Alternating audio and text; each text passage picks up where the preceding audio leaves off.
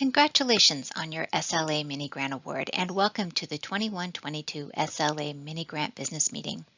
This webinar will cover the requirements, timeline, and recommendations for grantees to complete the grant successfully.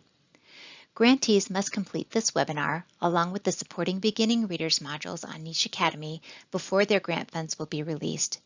Please watch to the very end as this webinar is packed with information grantees will need throughout the grant year. The program lead for the School Library Access Mini Grant Program is me, Jeannie Standall, and ICFL's Grants Officer, Jamie Mott, supports this grant on the finance side. We are both available to address whatever questions, concerns, or issues might come up during the program year. One of the documents in your grant package is a sheet with our contact information, so please don't hesitate to reach out. This business meeting is all about the what of the grant, the requirements that must be met, and the rules that must be followed. It is necessary information for managing the money part of the grant, but once you've completed the supporting beginning readers modules, you'll have a bit more information about why these rules and requirements are in place. We'll cover a little bit of that information today in this business meeting, but know that if you've not yet been through the modules, there's a lot more information coming your way that will put the requirements into context. Let's start with the goals of the grant. As you make decisions about your grant implementation, it's hard to go wrong if you keep the goals of the grant in mind. For Round 1 grantees, the goals are to increase the amount of reading done in the homes of children in developmental preschool programs, kindergarten, and first grade. Increase access to age-appropriate quality fiction and nonfiction titles in elementary school libraries, and to increase the number of children reading on grade level. For Round 2 and upper elementary grants, the goal is to increase the amount of reading done in the homes of students in all elementary grades and to increase access to age-appropriate quality nonfiction and fiction titles in elementary school libraries. And we want to increase the number of kids reading on grade level, of course. For the Round 2 grantees, one more goal of your grant is to help increase school libraries' financial support from their school districts. This year's big picture shows we've awarded $154,000 to 34 elementary schools from every part of the state. There were 13 Round 1 grants, 18 Round 2 grants, and 3 schools were awarded the newest mini grant, the upper elementary grant. Our grant period this year stretches from August 16th to April 15th. During the week of September 16th, you were sent your grant package via email. Included as attachments were your grantee map, your grant application, which also serves as your grant agreement, a list of best practices and pro tips that we've learned over the nearly 10 years of administering this grant program, a detailed grant timeline, and a copy of your award letter. On our website at libraries.idaho.gov, you'll find the questions to expect on the interim and final grant reports and an example showing what your financial report should look like.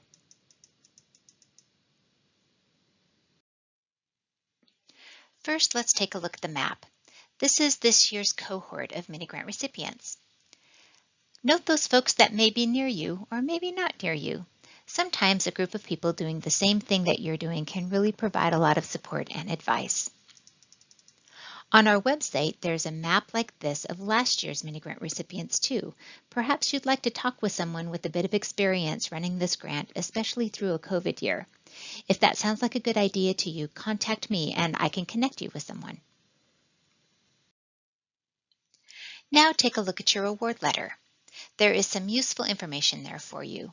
First, your grant number is in the first paragraph. Be sure to include your grant number with your reporting. We have several schools this year with similar names, so this will really help keep your grant records together. Next, there is a link to the SLA Mini Grant webpage. This page is the home for lots of information that you'll need during the grant year. It's a good idea to bookmark it. Also, at the bottom of the letter is contact information for Jeannie and Jamie. This year, like last year, we just don't know what the school year might hold, so it's best to be prepared. In your application, you described a contingency plan to meet the requirements of this grant, whether school is in person, remote, or some combination of the two. It's possible the library will be open to students, operating remotely, or somewhere in between. With those possibilities in mind, let's take a minute to think about the requirements of your grant and the barriers to meet those requirements.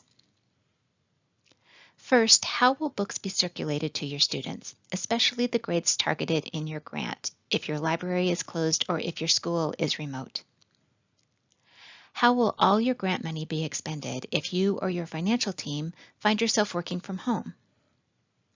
How can family literacy events be held remotely or virtually? How will you have access to the data you need to complete your reports if you're working from home? Are there other issues to consider that are unique to your school? Now, think about what you did last year to get books into the hands of your kids and keep them reading all year long, whether or not they were at your school.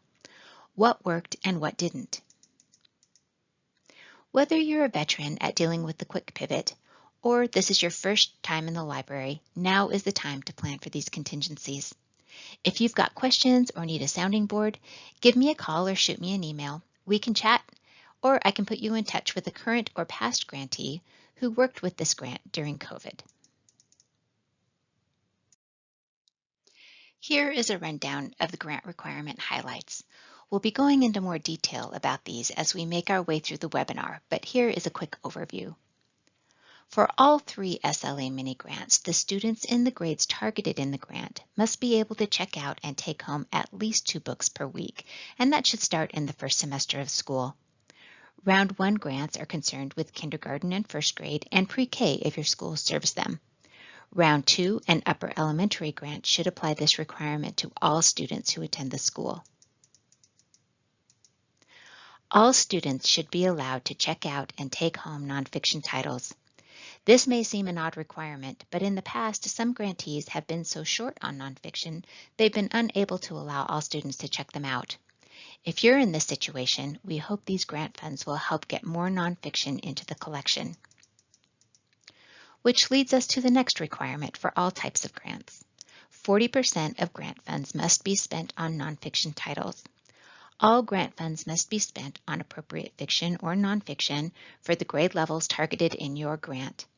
Round 1 grantees, that means you should spend all your grant funds on titles that are in the pre-K to grade 1 interest level, and maybe some grade 2 interest level as well.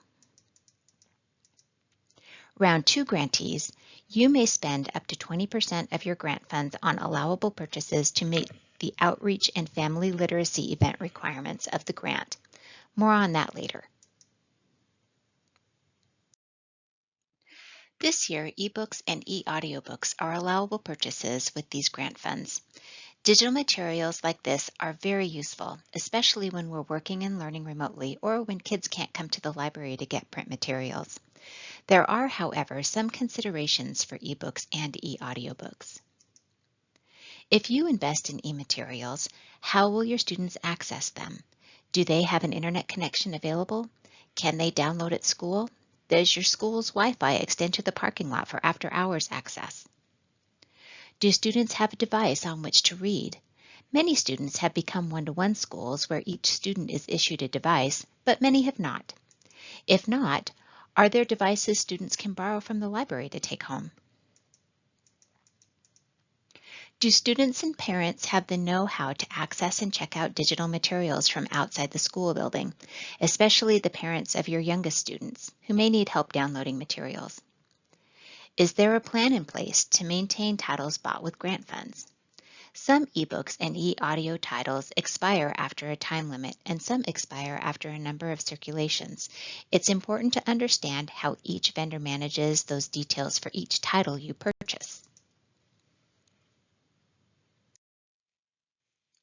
Speaking of ebooks and e-audio, take a look at the IDEA or Idaho Digital eBook Alliance page at libraries.idaho.gov and check out all the titles there. If your school district has not already, you can join IDEA and have access to thousands of titles appropriate for K-12 students. This collection is purchased and managed by ICFL. Joining IDEA costs your school and your school district nothing. You get access by joining the Alliance, and students access the collection with the Sora app. Dozens of Idaho school districts have joined and are using the collection. If you haven't already, get all the details on the website and then contact me, Jeannie, Tammy Holly House, or Dylan Baker for more details. There are a few things that cannot be purchased with these grant funds. AR tests and supplies are not allowable purchases with these funds, nor are subscription services. There are some really helpful subscription services available like Junior Library Guild, but the subscription model and timeline does not work with this grant timeline. Food is not an allowable purchase with these funds. However, up to 5% of grant funds may be used on book processing supplies. If you're a round 2 grantee, that 5% is considered part of the 20% that you're allowed to use for purchases other than books. Here are some dates that should be on your calendar. There's a more detailed timeline in your grant package, and these are some required deadlines. There are 2 grant reports for this grant, an interim report due January the 14th and a final report due April the 29th.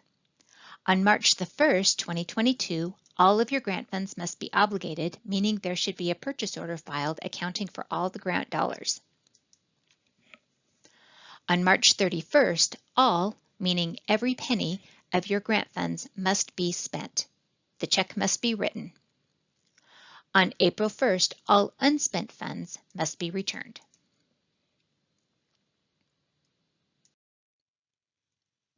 Take a look at the detailed grant timeline in your grant package, which is more detailed than this one. The black print is a recommended timeline that can be useful for pacing, but the red print shows required deadlines.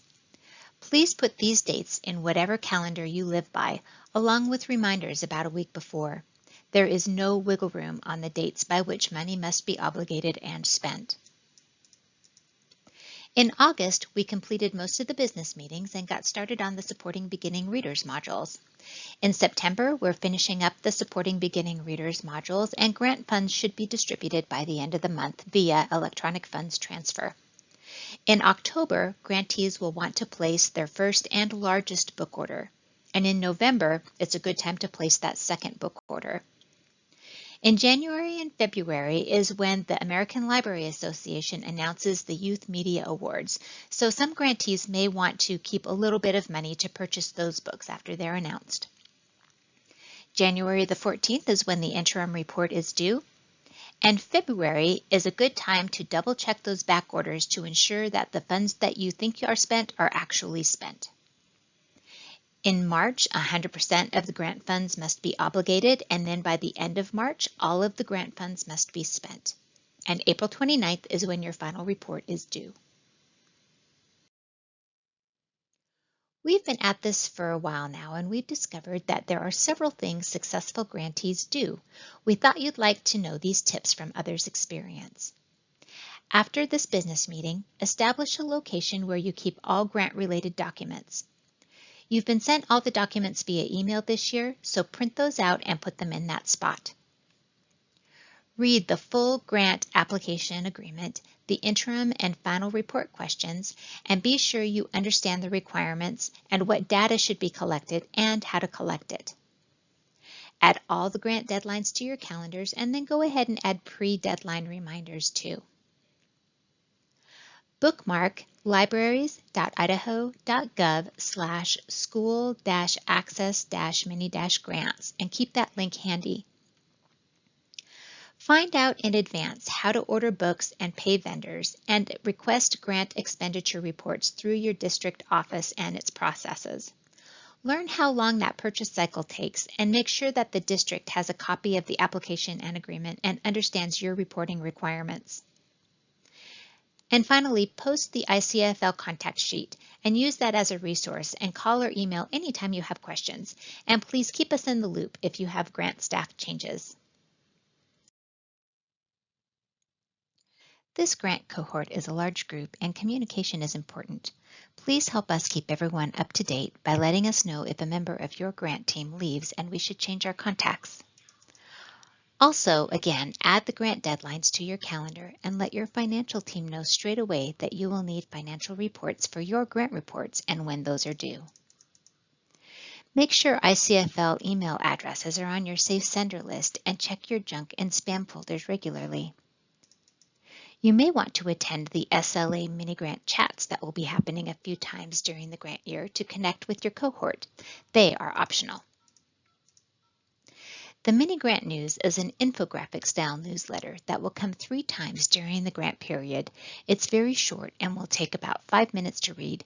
It's full of reminders and updates related to the mini-grants. And that brings us to reporting. Here are some tips for easily completing the interim grant report. Everyone should read the sample report questions on the website as you begin implementing the grant. You will know what data you'll need to track and what financials you'll need to report. Keep those packing slips if you have them when your books are delivered. It's an easy way to submit your list of titles. Some other options for your book list are a spreadsheet or a Word doc, or even an order form noting the books that have already been delivered. For Round 2 grantees, if you've not yet held your family outreach event, or if you've not yet completed the additional professional development required for the grant, please note on your report what you plan to do.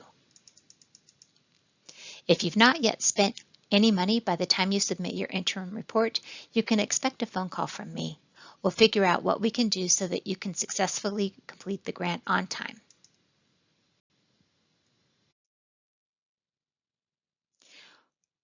As the grant period winds down, you'll want to make sure to hit these deadlines for your final report. The obligation deadline again for your POs to be filed is March the 1st, 2022. Your spending deadline is March the 31st, 2022, and there should be no dollars or cents left over. Consider overspending by about $20 to $30 for a cushion. Any unspent dollars or cents must be returned to ICFL on April the 1st, 2022. Your final report deadline is April the 29th, 2022. And for that one, you only need to submit lists of book titles that you've purchased since the interim report. We've mentioned gathering and reporting data a few times, and collecting data is an important part of completing your grant reports. It's also the way we can all determine if we're meeting the goals of the grant. So it's probably a good idea to define what we mean by data in the context of the SLA mini-grant. For the purposes of this grant, it's helpful to think about data in 2 categories. Hard data is objective numbers and measures that we can report on. Some examples are circulation statistics, number of books, words, minutes read, number of visits to the library, and if you can provide the numbers, a demonstrable improvement in literacy is a golden bit of data to report, and for you to use when advocating for your library program. Soft data refers to those stories and quotes from students, parents, and teachers about excitement over the books or how much the kids are enjoying books. Maybe teachers have noticed kids spending more time reading and talking about the new books that you buy. All of that excitement adds up to more reading. I read every grant report, and there are a few things that really help me understand what happened with your grant. Please use the electronic form. You want to plan ahead with the questions available on the website because the form will not save your progress and you have to complete it all in one go. Read the questions carefully and answer them using clear language. Please be careful with non-specific language like they, it, things, stuff, because it can become difficult to understand what those words refer to. Use the data that you gathered throughout the grant period and include those stories that you've heard from students and teachers and those quotes that touched your heart. Have someone unfamiliar with the grant proofread the report for you. If that person, who doesn't have much information about the grant, understands the message, then probably I will too. And it always helps to include specific examples. It's important to proofread so you are sure you're sending accurate information.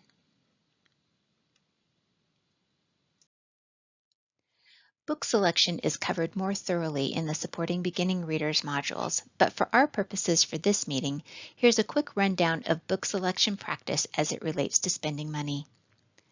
Book selection is a time-consuming job, so avoid getting overwhelmed with choosing books and spending all your money by getting started early and having a plan. Find one or two professional review sites that you trust. I like school library journal reviews. You can find more expert reviews at Novelist on lilyschool.org, which has book reviews from a number of reputable sources. Be careful with crowdsourced sites like Common Sense Media and Amazon Customer Reviews. They're okay for a general idea, but can be inaccurate in their details. Student requests are an excellent resource for adding books to your library, and having what they request in the library is a great strategy to encourage more reading. It's a good idea to review those student-requested titles that aren't familiar to you before adding them to your collection, though. Bilingual and cultural books are important additions to your collection. Be sure to add only the best titles by checking for stereotypes and bias in books before you buy. This is really even more important when you read, which we cover thoroughly in supporting beginning readers. Wish lists and teacher suggestions are an excellent source for adding books to your collection, but books for classroom libraries and leveled reading sets are not appropriate for these grant funds. Remember, one of the goals is to have kids take the books home to read for fun with their grown-ups. Unless you're shopping with a very large bookseller like Tidal Wave or Amazon that carries nearly everything, it's best not to spend all your money in one place. We'll talk a bit more about that on the next slide. Keeping the grant timeline in mind as you plan your grant year, spend most of your money at the beginning. It's especially important this year as there are supply chain issues and delivery holdups. Expect some backordered books and delays in invoicing. And remember, you're shopping for 4 to 7-year-olds for round 1 and up to 12-year-olds for round 2 and upper elementary. We are more focused on what they are interested in reading rather than in what they can read independently. Getting the most bang for your buck doesn't necessarily mean getting the highest number of books for the money. I like a bargain as much as the next girl, but it's better to get fewer awesome books than lots of not so great books. We want you to get the very best books that your students will want to read, and those generally don't come from the same place. They definitely don't all come from the same publisher. And so, no more than 50% of your grant funds can be spent with any one publisher. For the purposes of this grant, here is how we're defining a publisher: an organization that produces and sells primarily their own titles. A few examples of these are Abdo, Gumdrop, Usborne, and Scholastic. A vendor is an organization that sells titles from many different publishers. Some examples of those are Amazon, Ingram, Follett, your local independent bookstore, Permabound, and Bound to Stay Bound. It's usually best to avoid the package deal that says if you buy this many books, we'll throw in these books. Sometimes those books are fine, but sometimes those giveaway books are the books that can't be sold. Just pick the books that your students and your collection needs.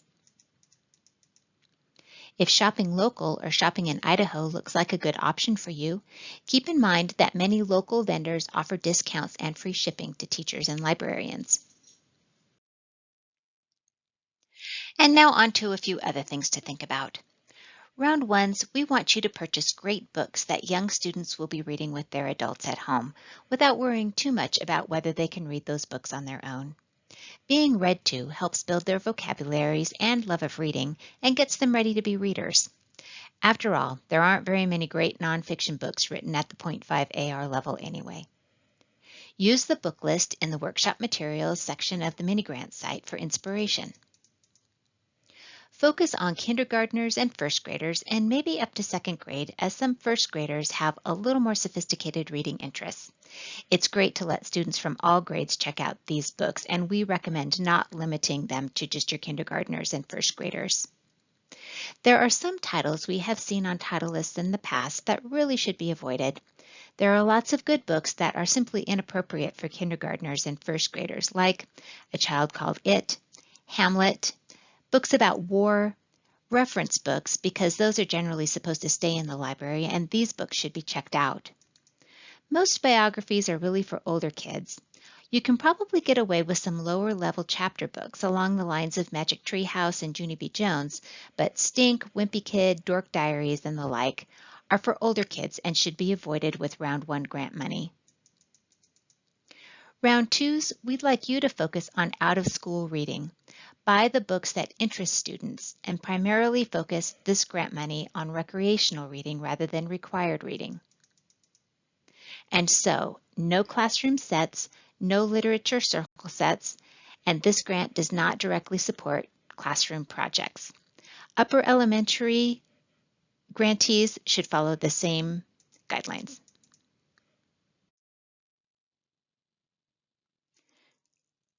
Sometimes that 5% in vendor and processing fees can be money well spent. Consider at least buying the MARC records. That 5% can save you hours in processing time, getting those books on the shelf and available to kiddos that much faster. Plan on spending a bit over your grant amount, maybe $20 or $30. That will give you a little cushion at the end of the grant period in case you've not paid for those last few backordered books. If your circulation policies are changing for this grant, don't wait to start checking out those books until the new ones arrive. Let the kiddos learn and practice with your older books. By the time the new ones are on the shelf, maybe they'll be old pros. And that brings us to teaching the kids about caring for their books and returning them to the library. Each year there are concerns about book loss and damage. To help with that problem, we like the Books and Backpacks Are Buddies system. The idea is books are either in your hands being read or in your backpacks, not under the bed, not at the dining room table, not being chewed by the dog, and not in the trunk of Grandma's car. They are either in the backpack or being read. At the beginning of the school year, whatever system you'll use to help your kids care for and keep track of their books, spend a lot of time on it. Practice, practice, practice with your current collection before the new books start coming in. And get teachers and parents on board. By the time your new books are on the shelf, the kids will be in the habit of keeping their books either in their hands or in their backpacks. If you take a learn it, know it, live it approach, Books and Backpacks Are Buddies can really help limit lost and damaged books. Many schools allow kids to bring water bottles with them to school, putting books at risk of being water damaged when the inevitable leak happens. You can use part of your 5% for book processing to buy those large Ziploc bags for kids to keep their books in. That will help keep them from getting wet. Some librarians find it helpful to make labels for those bags with the student's name, their teacher, and their library day on them. We even have a testimonial from a librarian at Burton Elementary. She says, "We really emphasized the Books and Backpacks Are Buddies approach at the beginning of the year and have had very few lost books." When you're making decisions about the policies related to this grant, again, go back to the number one goal of the program. It's to increase the amount of reading done in homes of Idaho's elementary students. If your plan supports that, you're probably on the right track for the grant. What else? Well, you'll receive a short little infographic style newsletter about 3 times a year called the Mini Grant News. It'll be full of deadlines and short little tidbits, and it takes about 2 minutes to read. We'll have a couple of optional check-in chats. If there's something you want to talk about or pick up ideas from the rest of your cohort, this is the time to get together and talk about how it's going. I'm here to answer your questions whenever you have them, or I could just be a sounding board or share some things that may have solved similar problems for past grantees. Plus, the resources that are on the mini grant page are always there for you. I've mentioned the mini grant page many times, and so here is how you get there. Go to ICFL's website at libraries.idaho.gov. Click on the Library Staff drop-down menu. Along the left side, find School Libraries and click there. Scroll down and find in the Resources and Additional Information list Elementary School Library Mini Grants. Here you'll find resources, book lists, and other workshop materials at your fingertips. The Elementary School Library Access Mini Grant page is being revamped, but will be easy to find from the School Libraries page nonetheless. Again, contact me, Jeannie, or Jamie Mott anytime with questions about your mini grant. Best of luck to you and your students for a great school year.